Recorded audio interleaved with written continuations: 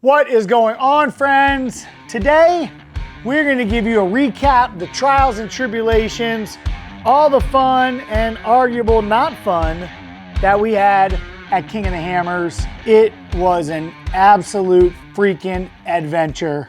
You're going to love this one.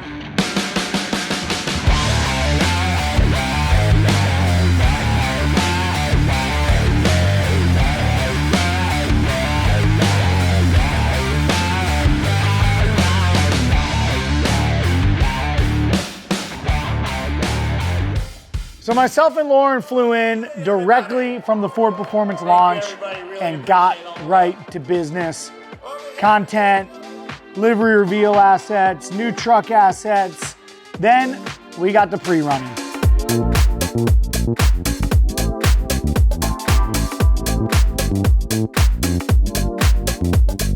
We had a plethora of fun having vehicles out there for pre-running. We had a brand new Raptor Ranger. We had a Bronco RTR. We had the brand new Yamaha RMAX 4 1000, as well as a new YXZ 1000. And we were doing the thing, putting in our homework, getting ready for the race. Everything going as planned. Felt absolutely amazing. Tanner, you're going down. Yeah, you are.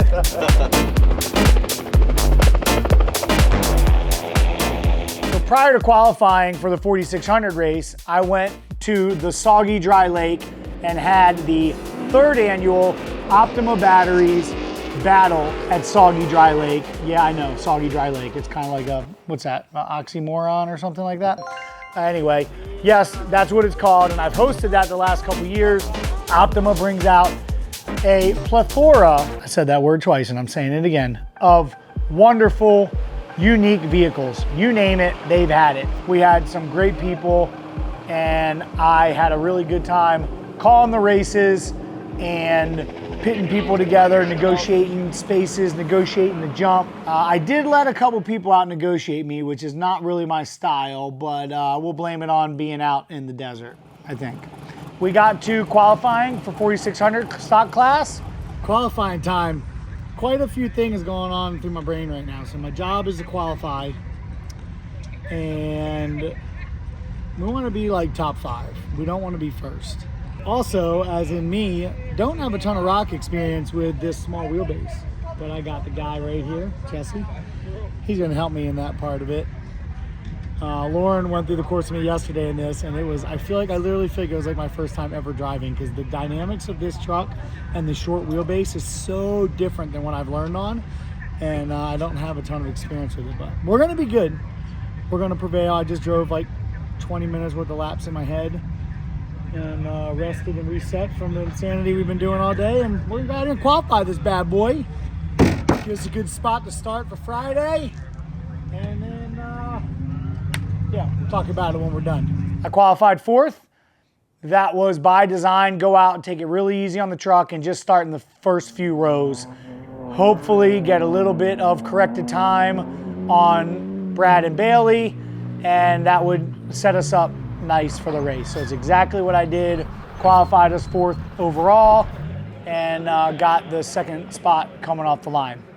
Fast forward to qualifying for 4400 class. Now I'm in my big boy qualifying time, 4400. I'll be the first one out in power hour.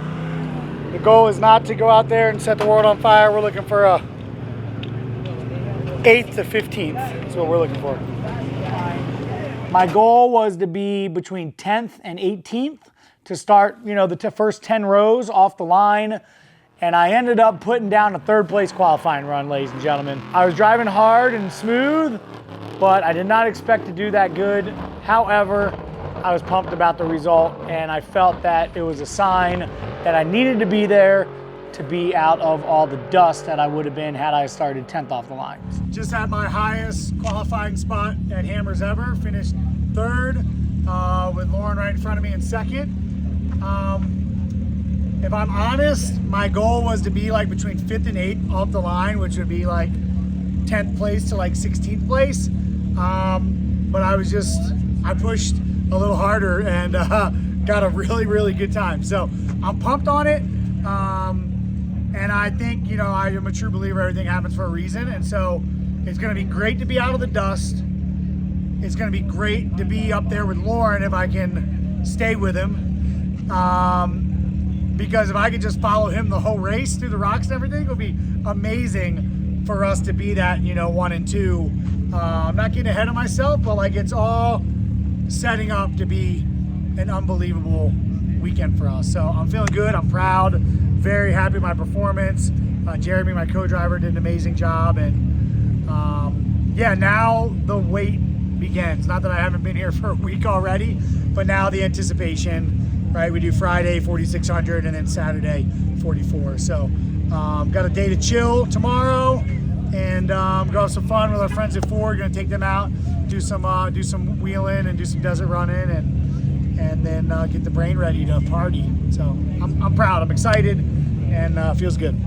The next couple days between qualifying and the actual race, we did some stuff with our friends at Ford. They brought out design team, engineering, sales and marketing, other execs came out, and it was really cool to take them out. We took them out for a loop around Hammertown, took them up to this overlook to see everything from Hammertown. Then we did an excursion out to Bronco Knoll and ended up back at our race shop for the week for some dinner. So it was really cool to spend some time with them. I mean, Will Ford was there, Kumar was there, Mark Rushbrook, and tons of many other just great people immersed in Bronco lifestyle and immersing themselves in what we need into the future for Bronco. So I can assure you, there was no other OEMs there with 30, 40 people putting in homework. We got our 4,600 race tomorrow, where we're going to be teammates until we line up at the line, and then we have 4,400 on Saturday. So with that, Mark Rushbrook. Yeah, so thank you, Bob. We are so excited. We absolutely love King of the Hammers. We are on a mission very clearly that we want to own off-road. And that means racing in Dakar, Baja, Fink. But King of the Hammers was a big part of the start for us going back to own off-road. It was kind of the mission with Bronco coming back in. So a huge thank you. Our company loves what everybody in this room is doing. Kumar's our COO, and he's here to see it and experience it. Jim Farley's paying attention. The Ford family's paying attention. Will's here. So it's a very special week for us. Glad that you guys are here as part of it. Looking forward to 4,600 tomorrow and 4,400 on Saturday. Can't wait. So enjoy tonight, but let's enjoy tomorrow too. Thank you. So Friday, race day, Ford Bronco, 4,600 class. I am running the desert lap. Lauren is running, well, I really should say I'm running the first lap because there was a desert lap both laps this year. So my job was to go out, run a desert lap, run pace, and get Lauren a clean truck.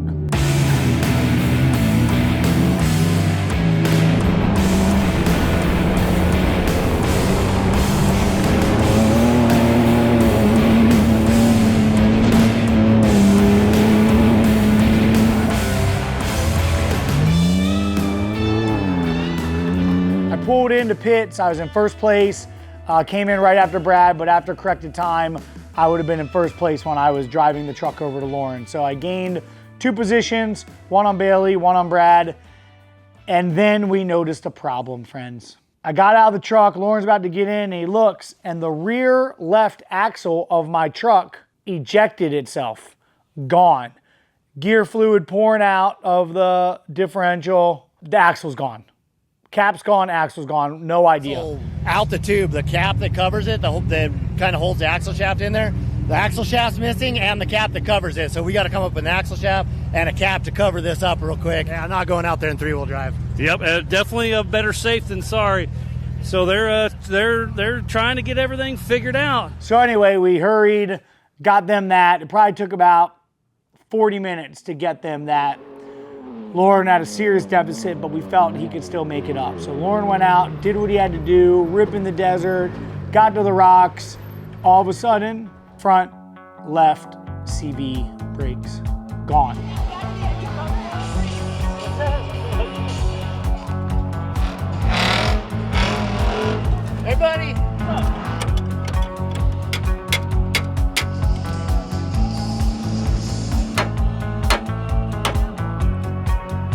something back in there, and then when we went to go up this hill, it was broken, and it like didn't want to climb. And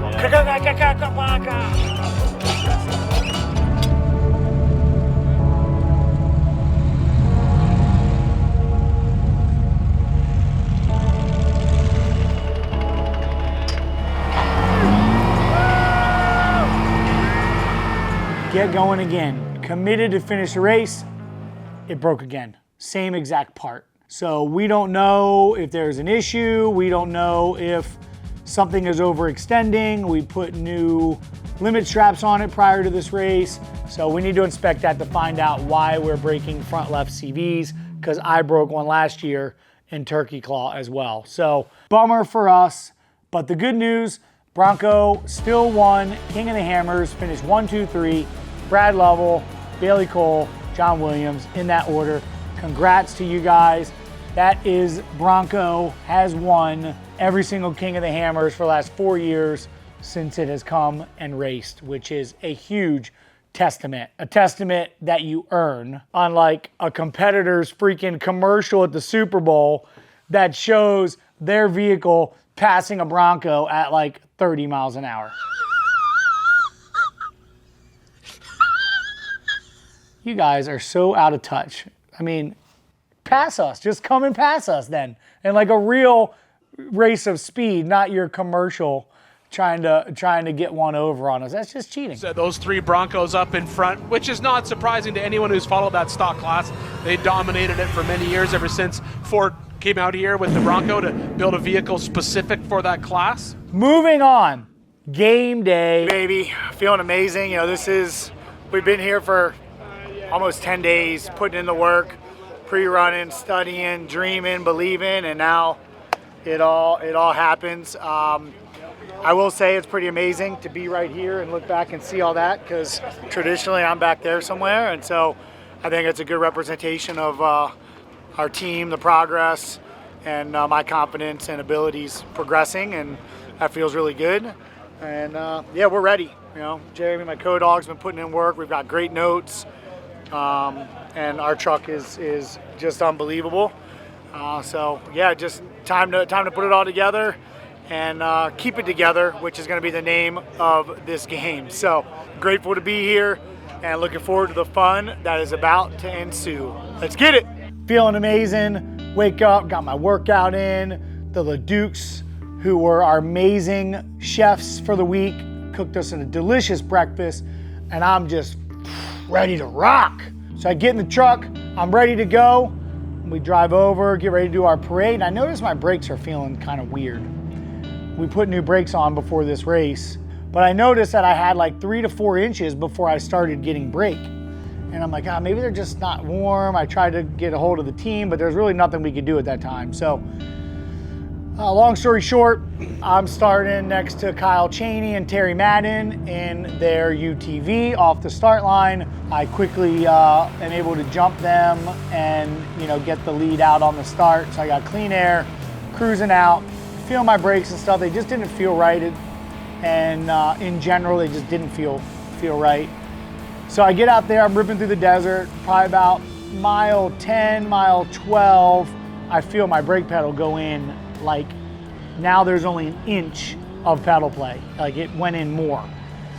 So I'm like, damn, something is not right. And I reach my foot in and I pull the pedal back and it just completely comes loose. So now I'm in the desert doing 80, 90 miles an hour with a brake pedal doing this.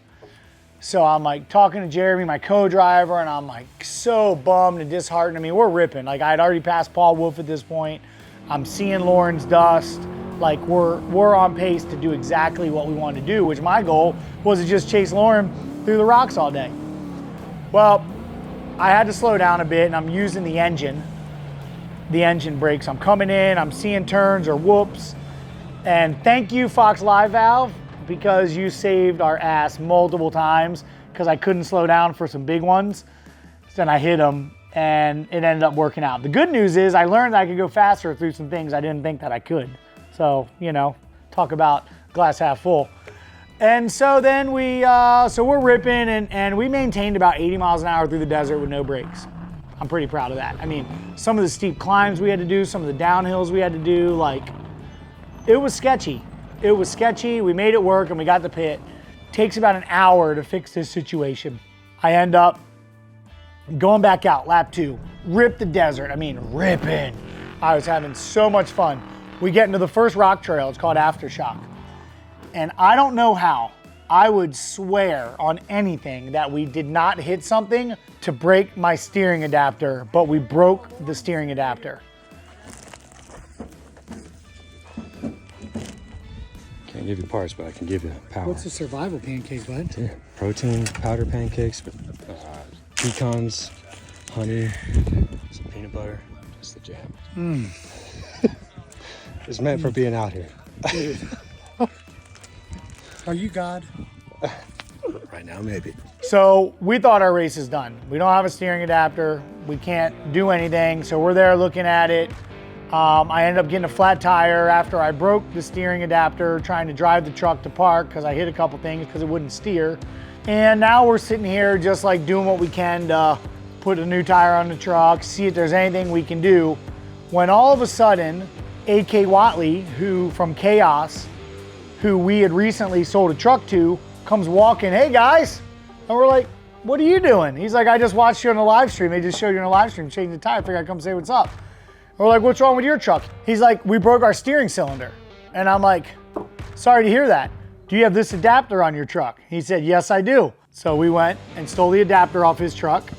Jeremy and I got the adapter back on and continued our race. So now we're on lap 2, going through everything. Lap 2 went flawless after that situation. You know, I had a lot of thoughts about this. Like when I was sitting for an hour waiting for the brakes to get fixed, I was like so bummed and disappointed, and like questions of like, oh, do we just stop? Do we save the truck?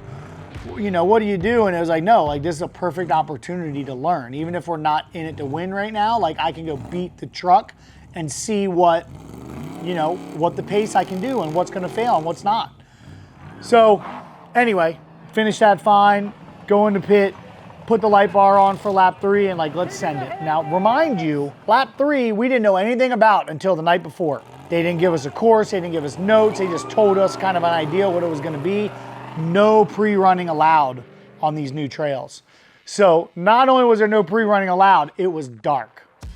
And yes, we have badass rigid lights, but the darkness, just like the peripherals and like just things that you kind of use to orient yourself in this valley and in the canyons are no longer there because you're seeing beautiful light ahead of you. It's like a tunnel of light, nothing else exists. So we get through all the big stuff. Bloody Mary, I mean, there's trucks everywhere, upside down, wrecked, broken, just yard sales in every trail. We get through all the stuff, frankly, with very little drama. I mean, we were doing amazing. In fact, I'm gonna go ahead and pat myself on my back. Like I feel like I'm getting really good at this sport. Now, I do have a wonderful co-driver, Jeremy, and it was just a really good flow.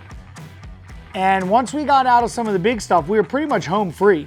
You know, Lauren was watching us on the live stream and we were talking to him and he's like, yeah, you guys only have King's Veto, Spooners, and Outer Limits less and you're home free. And I'm like, in my mind, like the race is already done, I'm home free. So we're leaving all the big stuff and we're following a competitor. We're following his lights. And we're just fixated on following him. His name is Dan Fresh.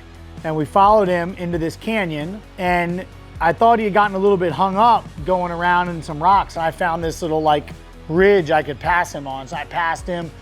And all of a sudden now, as soon as I pass him, we're dropping big stuff. Big waterfalls, 2 of them. Drop down. Then we go down to the next one. And I literally no sooner than Jeremy said, I don't think we can do this one. I go to drop it. And boom, Brocky takes a nap right on its side. You know, I was thinking we weren't on the right trail and I mentioned it. And then as soon as we were looking on our side, Jeremy looks at the GPS and we are literally in the middle of nowhere on a canyon. We've later found out the canyon's name is HIV and it's literally a buggy trail. Like, if you don't have a rear steer crawler, don't go. How we got to where we did was impressive in its own. Dave Cole, the owner and founder of King of the Hammers, could not believe that we ended up on that trail. And that ruined, that stopped our race. That's basically what it comes down to. You know, we got out, We created this gnarly triangulation to try to get it flipped back over, but we couldn't do it. We couldn't get it flipped back over, and we decided to not try to recover it till the morning. So we go back to Hammertown, let everybody know we're alive and okay. Lauren picked us up in the F-150 Raptor. Another king of the hammers. I don't want to say this is my worst one, because no one's hurt, so it's not my worst one, because that had happened before. But what happened? What happened was we were doing really good, then we were doing really bad, and we were doing really good again, then we were doing really bad, then we were doing good, and then we ended it by getting fixated on somebody. We followed them down a trail, didn't look at the GPS. Then all of a sudden we found ourselves going down probably one of the gnarliest canyons in Johnson Valley that's probably never been gone down by a truck ever before. We were following someone down it, past that someone, going down it, and then we rolled over. And then we got out of the truck and we realized, where are we right now? We looked at GPS and we're in the middle of this canyon where we should have went right. We did not go right.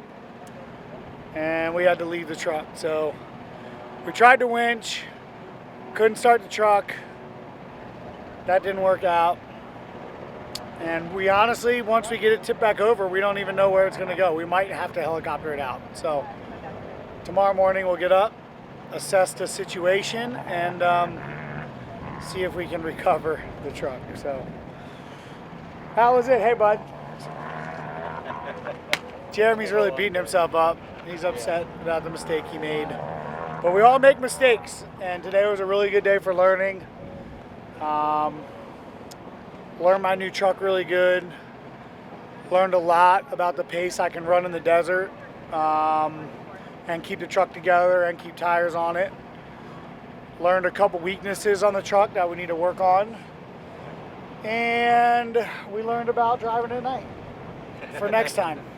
And not chasing people. And not chasing people and getting fixated on that. So we continue, and that's why we come here, because it's King of the Hammers. It's King of the Hammers, you know?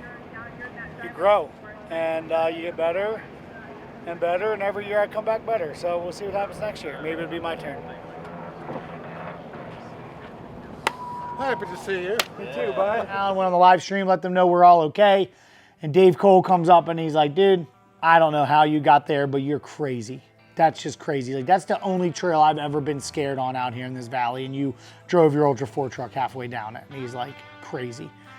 So anyway, the good news about that conversation was that he mentioned to me that the guys from Monkey with a Knife Racing offered to recover it with a helicopter. Yes, friends, a helicopter. So who am I to turn down that offer? So we woke up in the morning. I don't even know. Okay, so here's the line we took. You came down through there. Yep. Oh my God. Who in their right mind? Are you kidding me? You know, this is where like Lauren doing this for 20 years and me doing it for, you know, almost 10. He would see this and be like, yeah, this is not for this truck, but like the stuff we go through, for me, it's like all the same. It's just big shit everywhere, you know? So this is just one of those things, like, oh, I can do it. No one can tell you. You know what I mean? Like, you have to have this experience to earn the knowledge. Yep. This is where I passed Dan. Dan went left here and got jammed up, and I went over. So my right, he was jammed, and I just went up over this little crest.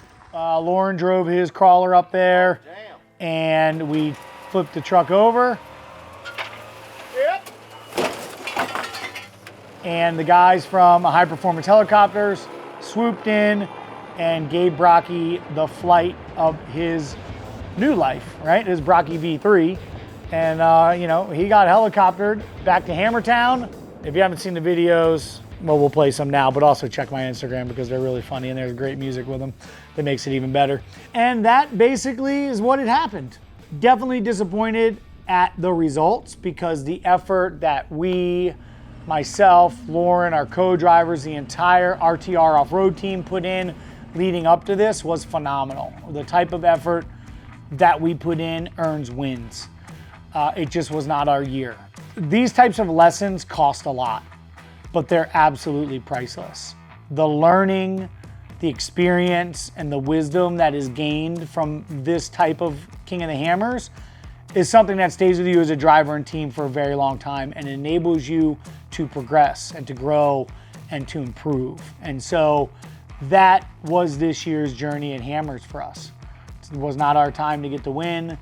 It was our time to get better, to learn, be better prepared. Big congrats to Kyle Chaney. I know there's a lot of controversy about a UTV winning the 4400 class. It is an unlimited class. You can run whatever you bring to the rules, and they brought a smaller, lighter weight, less powered machine, and I think beat the field by close to an hour. Now I will say it does seem like this course was built for smaller machines, especially some of the new trails, but that does not take anything away from Kyle and Terry Madden, his co-driver, is well-deserved. They have put in the work. Phenomenal driver, phenomenal co-driver, and clearly good equipment to be able to get through a course like that. So congrats to you guys. I mean, I know a lot of people up in arms, but hey, don't hate the player, hate the game, you know? It's just, we all play by the same rule book. So are we showing up with a UTV next year? Absolutely freaking not. But we will be showing up better than ever.